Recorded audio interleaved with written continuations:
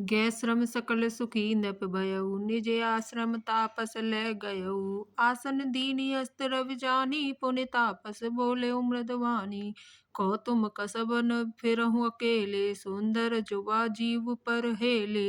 चक्रवर्ती के लक्षण तोरे देखत दया लागे अति मोरे। नाम प्रताप भानु अवनीसा तासु सचिव मैं सुनहु मुनीषा। फिरत अहेरे परयउ भुलाई बड़े भाग देखेउ पद आई। हम कहाँ दुर्लभ दरस तुम्हारा जानत हो कछु भल हो निहारा। कह मुनि तात भयो अंधियारा जो जन 70 नगरु तुम्हारा। निशा घोर गंभीर वन पंत न सुनहु सुजान।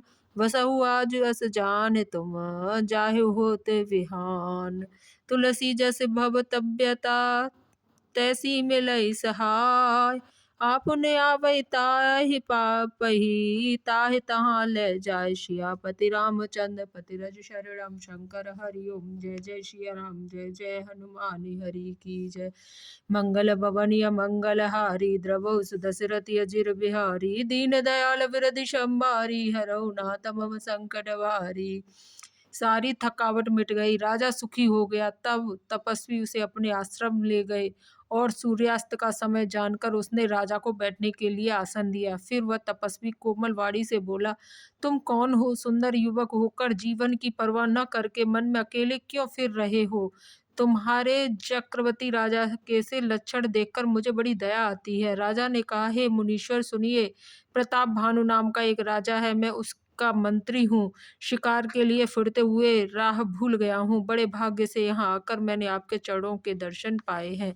हमें आपका दर्शन दुर्लभ था, इससे जान पड़ता है कुछ भला होने वाला है। मुनि ने कहा, हे तात, अंधेरा हो गया, तुम्हारा नगर यहाँ से 70 योजन पर है। हे सुजान सुनो, घोर अंधेरी रात है, घना जंगल है, रास्ता नहीं है। ऐसा समझकर तुम आज यहीं ठहर जाओ, सवेरा होते ही चले जाना।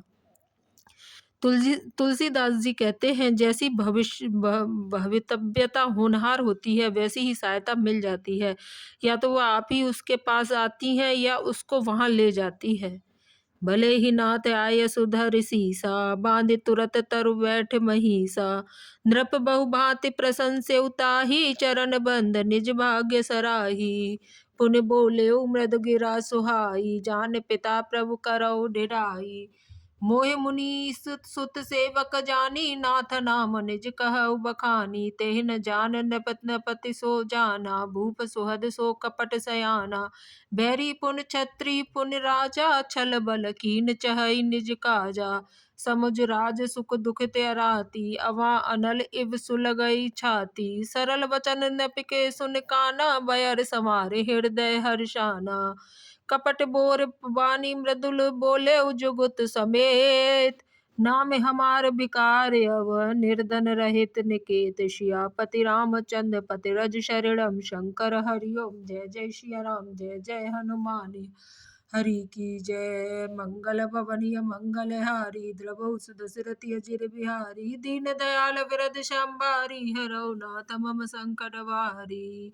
हे नाथ, बहुत अच्छा, ऐसा कहकर और उसकी आज्ञा सिर चढ़ाकर घोड़े को वृक्ष से बांधकर राजा बैठ गया। राजा ने उसकी बहुत प्रकार से प्रशंसा की और उसके चरणों की वंदना करके अपने भाग्य की सराहना की। फिर सुंदर कोमल वाणी से कहा, हे प्रभु, आपको पिता जानकर मैं ढिठाई करता हूँ। हे मुनीश्वर, मुझे अपना पुत्र और सेवक जानकर अपना नाम धाम विस्तार से बतलाइए। राजा ने उसको नहीं पहचाना, पर वह राजा को पहचान गया था। राजा तो शुद्ध हृदय था और वह कपट करने में चतुर था। एक तो बैरी, फिर जाति का क्षत्रिय, फिर राजा। वह छल बल से अपना काम बनाना चाहता था ही। वह शत्रु अपने राज्य सुख को समझ करके संस्मरण करके दुखी था। उसकी छाती कुम्हार के आमे की आग की तरह भीतर ही भीतर सुलग रही थी। राजा के सरल वचन कान से सुनकर अपने बैर को याद कर वह हृदय में हर्षित हुआ। वह कपट में डुबोकर बड़ी युक्ति के साथ कोमल वाणी बोला, अब हमारा नाम भिखारी है, क्योंकि हम निर्धन और अनिकेत घर द्वारहीन हैं। बोलो सियापति रामचंद्र की जय।